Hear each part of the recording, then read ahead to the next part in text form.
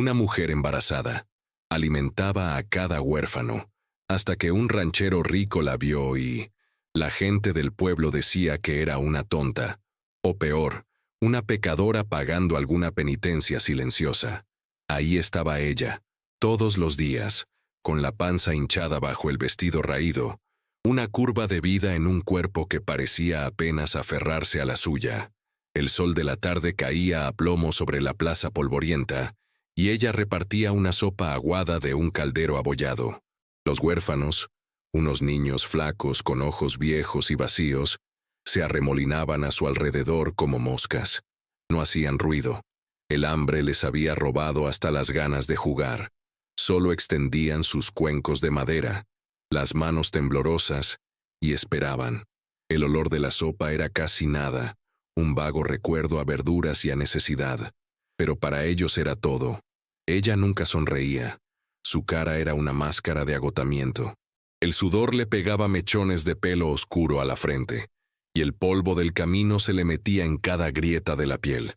A veces, mientras servía, se llevaba una mano al vientre, un gesto lento, pesado, como si quisiera asegurarse de que el mundo que llevaba dentro seguía allí, a salvo del que tenía fuera. Las mujeres decentes del pueblo pasaban por el otro lado de la plaza, cuchicheaban detrás de sus abanicos, los ojos llenos de un desprecio que era casi peor que la indiferencia.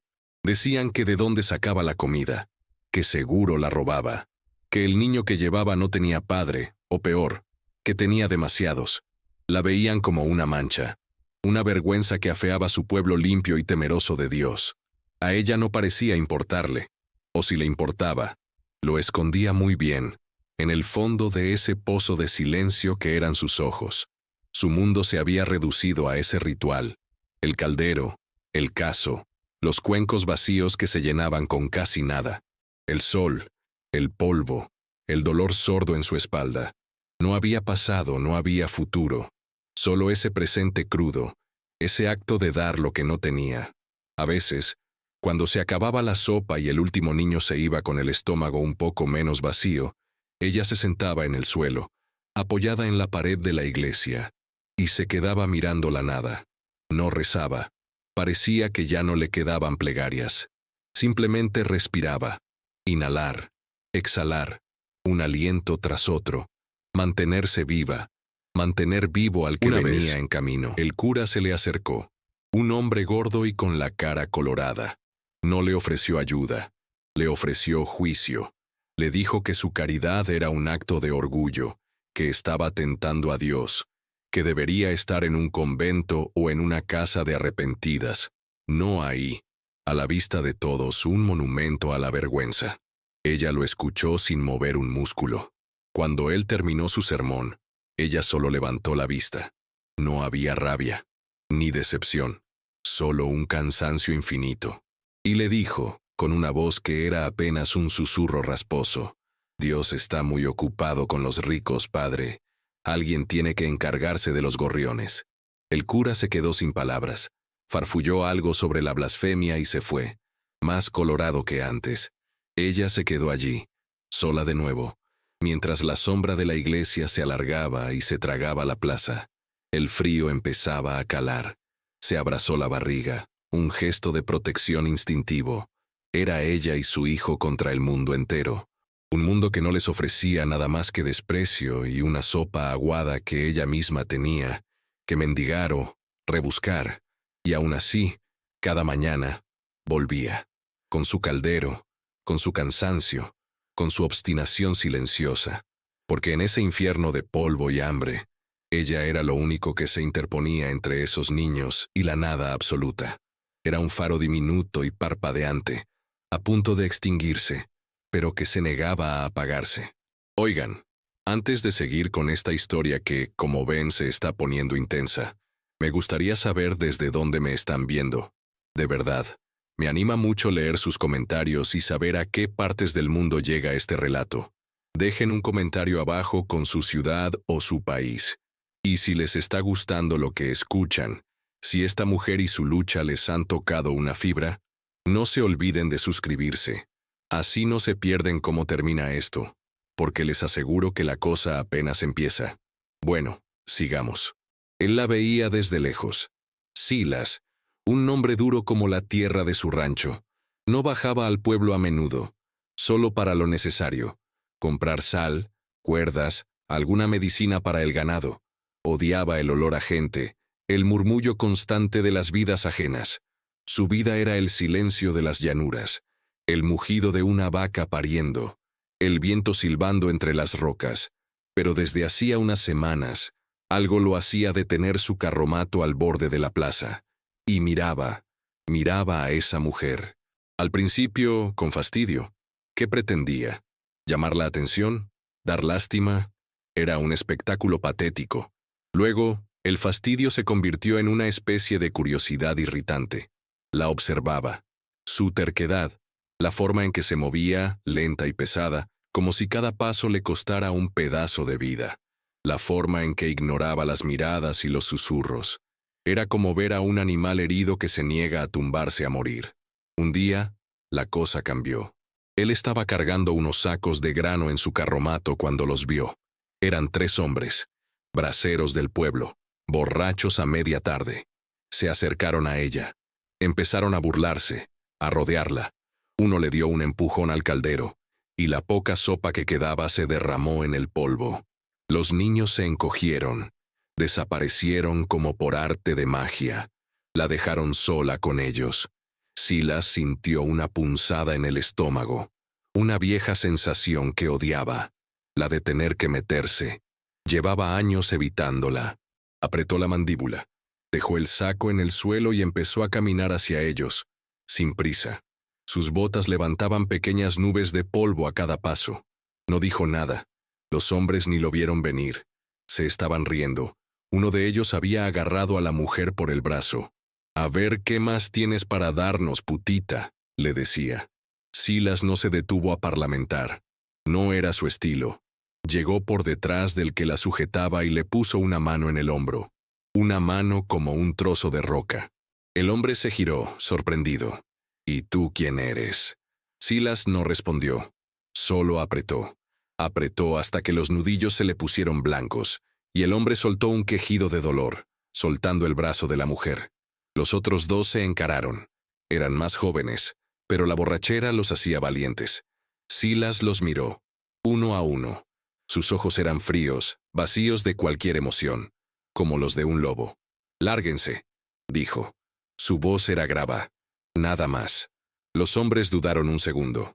Vieron la altura de Silas, la anchura de sus hombros, la cicatriz que le cruzaba una ceja. Vieron que no había ni miedo ni duda en él, solo una certeza peligrosa. Se miraron entre ellos, farfullaron un insulto y se fueron, tropezando con sus propios pies. Silas se quedó allí, de pie en medio de la plaza. La mujer lo miraba. Todavía no había dicho una palabra. Su cara era la de siempre, una máscara de cansancio, pero en sus ojos había algo nuevo, una pregunta. Él desvió la mirada. Se sentía incómodo, expuesto. Se dio la vuelta sin decir nada más y caminó de regreso a su carromato. Recogió el saco de grano, lo cargó como si no pesara nada, y se fue del pueblo sin mirar atrás. No la había salvado. Se dijo a sí mismo que solo había espantado a unas alimañas. No tenía nada que ver con ella, nada en absoluto. Pero mientras se alejaba, la imagen de sus ojos se le quedó grabada. Esa pregunta silenciosa. Por primera vez en muchos años, el silencio de su rancho le pareció un poco más pesado. Esa noche cayó una de esas tormentas que parecen querer arrancar el cielo, un viento helado que calaba hasta los huesos, y una lluvia que no era agua, sino agujas de hielo. Silas estaba en su casa, una construcción robusta de piedra y madera que había levantado con sus propias manos. El fuego crepitaba en la chimenea, la única compañía que solía necesitar. Pero esa noche, el sonido del viento no lograba acallar el recuerdo de la plaza. Pensó en ella. ¿Dónde se metería una mujer así cuando el cielo se caía a pedazos? Seguro que en algún portal, temblando de frío. ¿Era una estupidez? No era su problema. Pero la idea se le clavó en la mente como una astilla. Aguantó 1 hora, 2. El viento aullaba como un alma en pena. Al final, No pudo más. Soltó un juramento, se puso un abrigo grueso de lana, cogió un farol y salió a la tormenta. El caballo relinchó, asustado por el estruendo. Tranquilo, le dijo Silas más para sí mismo que para el animal. Ensilló y cabalgó hacia el pueblo. La encontró donde había imaginado, acurrucada en el atrio de la iglesia, hecha un ovillo para proteger su vientre. Estaba empapada, temblando de una forma que daba miedo. El farol iluminó su rostro pálido. Tenía los labios azules. Cuando lo vio intentó levantarse, pero no tenía fuerzas. Silas se bajó del caballo. No le dijo, te lo dije, ni, ¿estás bien? Las palabras sobraban. Se acercó, la cogió en brazos con una facilidad que lo sorprendió a él mismo. No pesaba nada, era solo huesos y vientre. La subió al caballo, montó detrás de ella y la rodeó con sus brazos para protegerla del viento. Ella no se resistió. Apoyó la cabeza en su pecho y cerró los ojos. El camino de vuelta fue una batalla contra los elementos. Cuando llegaron al rancho, él la bajó y la llevó directamente adentro, junto al fuego. La sentó en una silla de madera y le quitó el vestido mojado con una eficiencia torpe. Sin mirarla más de lo necesario, la envolvió en una manta de lana áspera y gruesa. Ella seguía temblando. Él puso una olla con estofado al fuego, un estofado espeso, de los que hacía para aguantar los inviernos. Cuando estuvo caliente le sirvió un cuenco. Se lo puso en las manos. Sus dedos estaban tan fríos que apenas podían sujetarlo. Él se arrodilló delante de ella y le cogió las manos, rodeando el cuenco con las suyas para darle calor. No hablaron. El único sonido era el crepitar del fuego y el silbido del viento fuera. Ella empezó a comer, despacio al principio, luego con una avidez desesperada. Él se levantó y trajo un paño limpio y un cuenco con agua caliente. Se arrodilló de nuevo y le limpió los pies. Estaban amoratados, llenos de cortes. Lo hizo con cuidado, con una delicadeza que contrastaba con sus manos callosas y su aspecto rudo. Era un ritual extraño, casi sagrado en su silencio y su simplicidad. No había sentimentalismo. Había necesidad, comida, calor, un techo. Él le estaba dando las cosas básicas que a ella le habían negado.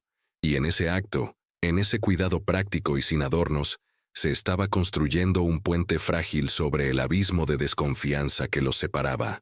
Vivieron en un silencio compartido durante días.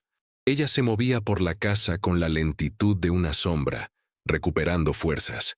Limpiaba, cocinaba con lo poco que había, remendaba la ropa de Silas con puntadas torpes pero firmes. Él seguía con su rutina. El rancho, el ganado, el trabajo de sol a sol. Apenas cruzaban palabra. La comida está lista. Gracias. Necesito más leña. Voy. Pero el silencio ya no era vacío. Estaba lleno de presencias, de historias no contadas. Una tarde, ella lo vio parado cerca de un pequeño montículo de piedras al fondo del terreno, detrás de la casa. Había dos, uno más grande y otro pequeño a su lado. No estaban descuidados, pero se notaba que el tiempo había pasado por ellos. Ella se acercó despacio. No preguntó con delicadeza. El tacto no era parte de su mundo. Solo se paró a su lado y miró las piedras. Después de un largo rato, preguntó, con la voz neutra, ¿quién? Silas no se giró para mirarla. Siguió con la vista fija en las tumbas improvisadas. Mi mujer, dijo, y la voz le salió ronca. Y el niño, no llegó a nacer.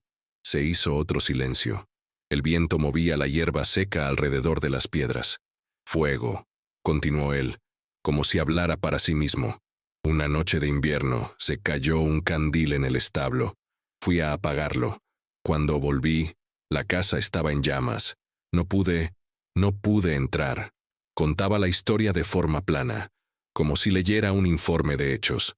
Sin adornos, sin autocompasión. Era un recuento crudo de la catástrofe que había partido su vida en dos. Desde entonces, solo piedra y silencio. Ella asintió, despacio. Entendía la piedra y el silencio. Eran su idioma. Se quedaron allí un rato más, dos figuras solitarias frente a los fantasmas del pasado. Más tarde, esa misma noche, Estaban sentados junto al fuego. Él estaba limpiando una brida de cuero, y ella cosía. De repente, ella dejó la aguja a un lado. «A mí me vendieron», dijo mirando las llamas. La frase cayó en el silencio de la habitación con el peso de una sentencia. Silas dejó de moverse, pero no la miró. La dejó hablar. «Mi padre, a un hombre del sur, por una docena de cabras y una promesa de que no lo molestaría más». El hombre no era bueno. Hizo una pausa, tragando saliva. Me usó hasta que se cansó. Cuando vio que estaba embarazada, me echó a la calle. Con lo puesto, no lloraba. Su voz era monótona, como la de él. Estaba contando los hechos de su propia catástrofe. Por eso vine a este pueblo. No conocía a nadie. Pensé que podría pasar desapercibida. Una risa amarga y sin sonido se le escapó. ¡Qué tonta! No necesitaban decir más. En esa habitación junto al fuego, 2 pasados rotos se habían reconocido. No se ofrecieron consuelo ni palabras vacías. No era necesario. El dolor compartido era un lenguaje más profundo. Él había perdido a su familia en el fuego. A ella la habían despojado de la suya. Ambos estaban marcados, heridos, y en esa herida compartida, en ese entendimiento rústico y sin palabras, empezaba a crecer algo parecido a la confianza. La tranquilidad duró poco. Nunca dura. La primera amenaza no vino de los borrachos ni de los fantasmas. Vino del cielo y de la tierra. Una mañana, Silas se despertó con un olor extraño en el aire. Un olor a polvo y a pánico. Salió y vio al ganado inquieto, agrupado y mugiendo nerviosamente. El cielo al oeste tenía un color enfermizo, un amarillo parduzco. «Maldita sea», masculló. «Una tormenta de polvo, de las malas». «Adentro», le gritó a ella, que había salido detrás de él. «Asegura las ventanas, todo lo que puedas». Él corrió hacia el establo, a intentar meter a los animales más jóvenes y valiosos. Ella no dudó. Se movió con una rapidez que desmentía su embarazo. Corrió por la casa, atrancando las contraventanas de madera, metiendo trapos en las rendijas de las puertas. El viento empezó a soplar, primero como un susurro, luego como un rugido. El cielo se oscureció en pleno día. Era como si la noche hubiera caído de golpe. El aire se llenó de tierra. Picaba en los ojos, se metía en la garganta. Respirar era un suplicio. Silas luchaba fuera, a ciegas, empujando a los terneros aterrorizados hacia el refugio. El viento lo golpeaba, lo zarandeaba. La arena le azotaba la cara como si fueran miles de agujas. Era una fuerza bruta, primigenia. De repente, oyó un crujido. Vio a través de la cortina de polvo cómo una de las vigas del porche se partía y caía, bloqueando la puerta principal de la casa. Y ella estaba dentro. El corazón le dio un vuelco. «Sal por detrás», gritó, pero su voz se la tragó el viento. Corrió hacia la casa, tropezando, medio ciego. La puerta no se movía. La viga la había atascado. Golpeó la madera con el puño. «Busca la otra salida». Dentro. Ella oía los golpes, pero el ruido de la tormenta era ensordecedor. El polvo se filtraba por todas partes. La casa crujía como si fuera a deshacerse. Vio que la puerta principal estaba bloqueada. El pánico intentó apoderarse de ella, pero entonces pensó en el niño y en el hombre que estaba fuera. No podía quedarse quieta. Recordó una pequeña ventana en la despensa, en la parte de atrás. Corrió hacia allí, tosiendo, con los ojos llorando por el polvo. La ventana era alta y estrecha. Se subió a unas cajas, forzó el pestillo oxidado y la abrió. El viento la golpeó con toda su furia. Afuera, Silas ya estaba rodeando la casa, desesperado. La vio asomarse por la ventana. «¡Salta!», le gritó. «Te cogeré». Ella miró hacia abajo. Parecía muy lejos. Miró la tormenta, el caos, y lo miró a él, su silueta recortada contra el infierno de polvo. Confiaba en él. Sin pensarlo más, se dejó caer. Él la atrapó, tropezando hacia atrás por el impacto, pero sin soltarla. La sujetó con fuerza y la arrastró, luchando contra el viento, hasta el pequeño cobertizo de las herramientas, el único lugar que parecía resistir. Se encerraron allí, en la oscuridad. mientras la tormenta rugía fuera como una bestia apocalíptica. Estaban cubiertos de tierra, sin aliento, pero juntos, unidos contra la furia del mundo. En esa pequeña choza, escuchando el fin del mundo, se habían salvado el uno al otro. Pasaron horas en el cobertizo. La tormenta amainó lentamente. El rugido se convirtió en un gemido y luego en silencio. Un silencio denso, pesado, como si el mundo estuviera conteniendo la respiración después del asalto. Cuando por fin abrieron la puerta, el paisaje era otro. Todo estaba cubierto por una capa de polvo ocre. El sol, pálido, se filtraba a través de una neblina espesa. El rancho había sufrido. Vallas rotas, el porche destrozado. Pero la casa seguía en pie. El establo también. Habían sobrevivido. Empezaron a trabajar, sin hablar. No hacía falta. Cada uno sabía lo que tenía que hacer. Él se dedicó a reparar los daños más graves, a levantar las vallas caídas para que el ganado no se escapara. Ella, a pesar de su estado, se puso a sacar el polvo de la casa, a limpiar, a poner orden en el caos. El trabajo era duro, agotador. A mediodía, se detuvieron. Se sentaron en el suelo, apoyados en la pared de la casa, compartiendo un trozo de pan duro y un poco de agua. Estaban sucios, cansados, doloridos. Él la miró. Tenía un corte en la frente del que no se había dado cuenta. Sin decir nada, mojó la punta de su pañuelo con agua y se lo pasó por la herida con una suavidad torpe. Ella se estremeció al contacto, pero no se apartó. Se quedó quieta, dejándose cuidar. Fue un gesto mínimo, pero en ese mundo de aspereza, valía más que 1000 palabras. Por la tarde, mientras él intentaba apuntalar una sección del techo del establo, la escalera resbaló. Cayó al suelo con un golpe sordo, y una de las vigas que estaba moviendo se le vino encima, atrapándole una pierna. El dolor fue agudo, cegador. Intentó moverse, pero la viga pesaba demasiado. Estaba atrapado. Gritó su nombre. Una sola vez. Ella llegó corriendo. Vio la situación, el rostro de él contraído por el dolor. No entró en pánico. Miró a su alrededor, buscando algo que pudiera usar como palanca.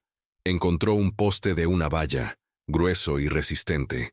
Se acercó a la viga. «Cuando te diga, empuja hacia arriba con todas tus fuerzas», le dijo él con la voz entrecortada.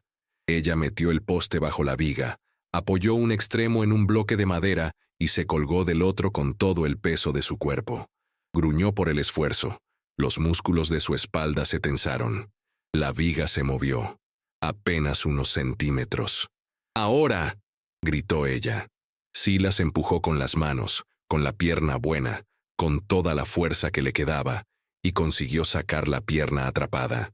La viga volvió a caer con un estruendo. Él se quedó en el suelo, respirando con dificultad.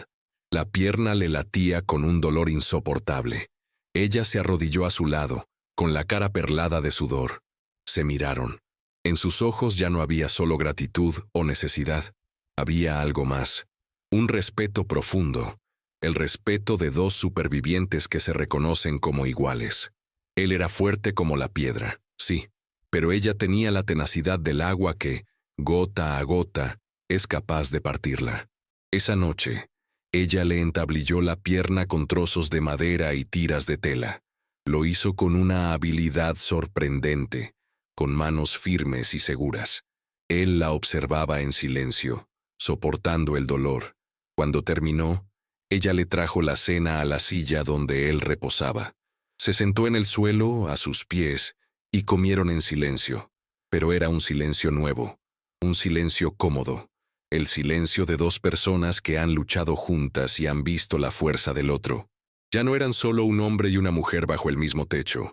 Eran un equipo, una unidad forjada en la tormenta y el dolor. Cuando la pierna de Silas estuvo lo bastante bien como para poder caminar con una cojera pronunciada, tuvieron que bajar al pueblo. Se habían quedado sin sal y sin harina. El viaje fue tenso. Él sabía lo que les esperaba. Ella también. Entraron en la única tienda del pueblo, un local oscuro que olía a especias y a rancio. Las conversaciones se detuvieron. Todas las miradas se clavaron en ellos. En él, el ranchero solitario y huraño. En ella, la mujer embarazada sin nombre, y en el espacio que había entre los dos, un espacio que ahora parecía cargado de significado. La mujer del tendero, una arpía con cara de vinagre, los atendió con un desprecio apenas disimulado. Pesó la harina, la sal, todo con gestos lentos y deliberados, como si le diera asco tocarlos. Afuera, en la puerta, se había congregado un pequeño grupo de mujeres. Susurraban. Las palabras llegaban a la tienda como el zumbido de avispas. Míralos, sin ninguna vergüenza. Dicen que él la sacó de la calle, como a un perro. Pobre de su difunta esposa. Revolcándose en la tumba debe estar. Otra voz, más grave, la del herrero. Ese hombre siempre ha sido un bicho raro, desde lo del fuego. Ahora se trae a esa cualquiera a su casa. Mala cosa. La mujer embarazada no se inmutó. Mantuvo la vista al frente, la barbilla alta. Pero Silas vio cómo se le apretaban los puños, cómo se le tensaba la línea de la mandíbula. Estaba acostumbrada al desprecio, pero ahora era diferente. Ahora lo estaban arrastrando a él a su propio fango. Y eso no lo soportaba. Silas pagó. Dejó las monedas sobre el mostrador con un golpe seco que hizo saltar a la tendera. Cogió los sacos. «Vamos», le dijo a ella, en voz baja. Salieron de la tienda. El corrillo de gente no se apartó. Se quedaron allí, mirándolos, juzgándolos con los ojos. Eran un muro de hostilidad. Un hombre, el sacristán, un tipo flacucho y con ojos de fanático, se atrevió a hablarles directamente. «El Señor no aprueba estas uniones impías», dijo, con una voz cantarina y desagradable. «Están viviendo en pecado. Son una mancha para esta comunidad». Silas se detuvo. Se giró lentamente, su cojera acentuando la tensión del momento. Miró al sacristán. No dijo nada. Su silencio era más amenazador que cualquier grito. Simplemente lo miró, y en sus ojos había un frío que helaba la sangre. El hombre retrocedió un paso, intimidado. Silas no necesitaba palabras. Su presencia era una respuesta. Puso una mano en la espalda de ella, un gesto protector, posesivo, y empezó a caminar abriéndose paso entre la gente, que se apartaba a su paso como las aguas del Mar Rojo. No se escaparon, no corrieron, se fueron con la cabeza alta, dejando atrás un rastro de susurros envenenados. En el camino de vuelta ella rompió el silencio. «No tenías por qué», empezó a decir.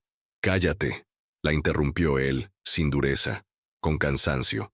No quería hablar de ello, no quería analizarlo, solo quería volver a la paz de su rancho, a su silencio. Pero ambos sabían que algo se había roto. La burbuja de aislamiento en la que habían vivido se había pinchado. El mundo exterior, con su fealdad y su juicio, los había encontrado, y no los iba a dejar en paz. La línea se traza en la arena no con palabras, sino con un acto que lo cambia todo. Unas semanas después, el hombre del sur apareció. Vargas, el que la había comprado. Llegó a caballo, un hombre corpulento, con una cara grasienta y ojos pequeños y crueles. No vino solo. Traía a 2 de sus matones. Llegaron al rancho al atardecer, cuando el sol teñía el cielo de naranja y sangre. Silas y ella estaban afuera, arreglando una de las cercas. Lo vieron llegar desde lejos, una nube de polvo que se acercaba. Silas se enderezó. Dejó el martillo en el suelo. Su pierna ya casi no le dolía, pero una tensión diferente, más vieja, le recorrió el cuerpo. Ella se quedó paralizada. Su cara perdió todo el color. Era como ver a un fantasma, a su peor pesadilla hecha carne. Vargas se detuvo a unos metros, sin bajarse del caballo. Sonrió, una sonrisa torcida que no le llegaba a los ojos. «Vaya, vaya. Así que aquí te escondías, zorra». Su voz era aceitosa. Miró a Silas de arriba abajo. «Y te has buscado un perro guardián tullido. Me la llevo, es de mi propiedad». Silas no respondió. Se interpuso entre Vargas y ella. Era un muro. «Esta es mi tierra», dijo, con la misma voz de grava que había usado en la plaza.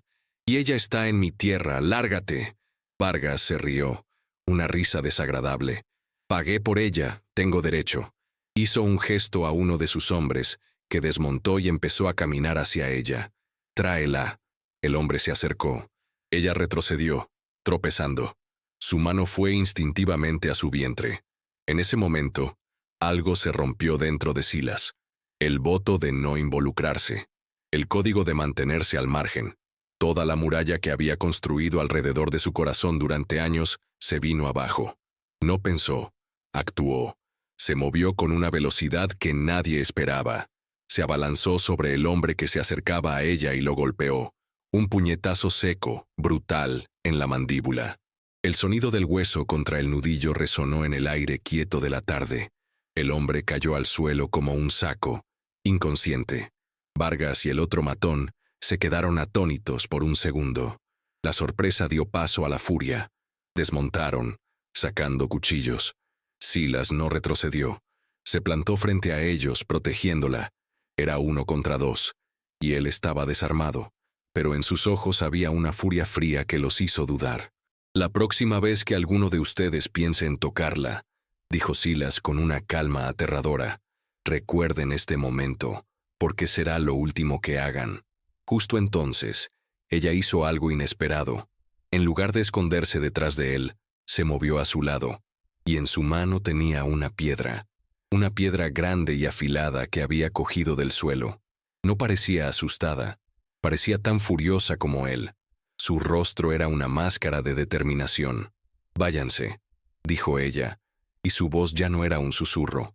Era fuerte, clara. Vargas los miró, al hombretón de piedra y a la mujer embarazada con una roca en la mano. Vio que no era una bravuconada. Vio que estaban dispuestos a morir y a matar allí mismo. Y él era un matón, no un soldado. No iba a arriesgar su vida por una mujer que ya le había dado problemas. Escupió en el suelo. «Te cansarás de ella, ranchero, y entonces volveré». Montó en su caballo. Sus hombres lo siguieron, y se fueron, dejando tras de sí solo el polvo y la tensión.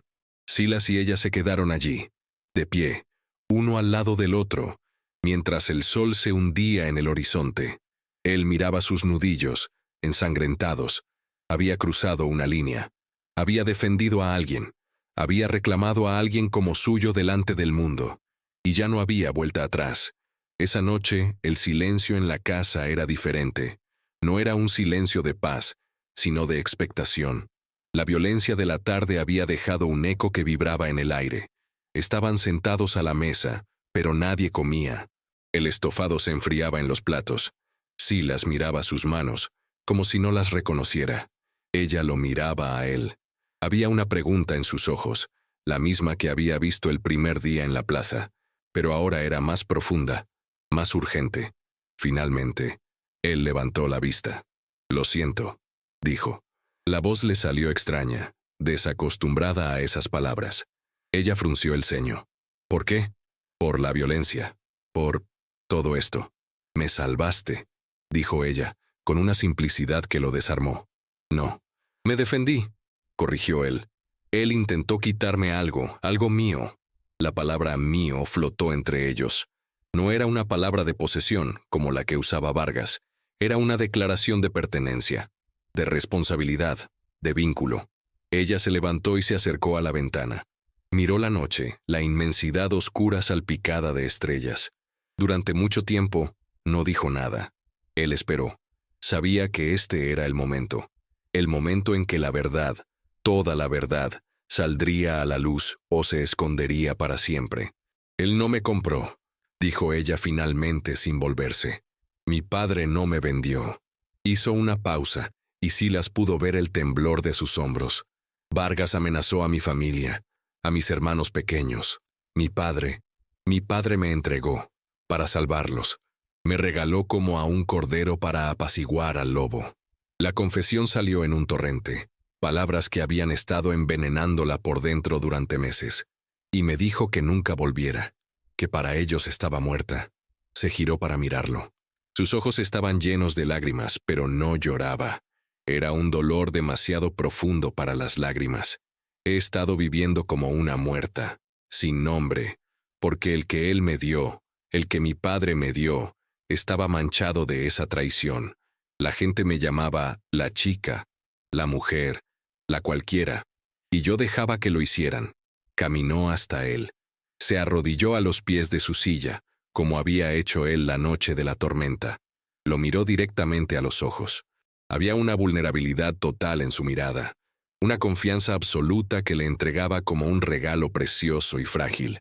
«Mi nombre no es el que ellos creen», dijo, con la voz temblorosa pero firme. «Mi nombre es Ana». La palabra, el nombre, resonó en la habitación silenciosa. Era la primera vez que lo decía en voz alta en mucho tiempo. Era un acto de reclamación, de renacimiento. Silas alargó una mano, lentamente, y le apartó un mechón de pelo de la cara. Sus dedos callosos rozaron su piel. Repitió el nombre, con una suavidad que ella nunca le había oído. Ana. Y al decirlo no solo le devolvió su identidad, le dio un lugar, un anclaje en el mundo. Ya no era una sombra sin nombre. Era Ana, y estaba en casa. Pasaron los meses. La primavera llegó al rancho, tiñendo las colinas de un verde tímido. El vientre de Ana era una promesa redonda y firme. La hostilidad del pueblo no había desaparecido, pero se había convertido en un murmullo lejano. La gente los dejaba en paz. El acto de violencia de Silas había trazado una frontera invisible alrededor del rancho, una que nadie se atrevía a cruzar. Una mañana, después de que naciera el primer ternero de la temporada, Silas llevó a Ana a ese pequeño rincón de su tierra, donde estaban las tumbas de su pasado, el lugar que ella había visto el primer día. Pero no se detuvieron frente a las piedras viejas. Caminó un poco más allá, a un trozo de tierra vacío, bañado por el sol de la mañana. La tierra allí era oscura y fértil. Él se agachó, cogió un puñado y lo dejó correr entre sus dedos. «Mi mujer, a ella le gustaban las flores», dijo, sin mirarla. «Nunca llegué a plantarle ninguna». Se enderezó y sacó del bolsillo un pequeño saco de tela. Lo abrió y se lo tendió a Ana.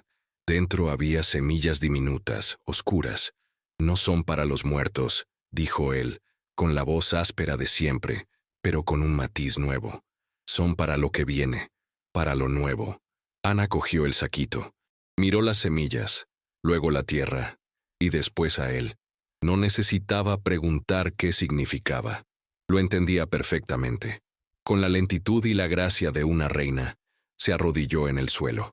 El movimiento fue difícil con su gran barriga, pero lo hizo sin quejarse. Abrió la mano y dejó caer las semillas sobre la tierra preparada. Luego, con ambas manos, empezó a cubrirlas con el suelo oscuro y húmedo. Estaba plantando, estaba echando raíces. En esa tierra que la había acogido, junto al hombre que la había defendido, para el hijo que estaba a punto de nacer.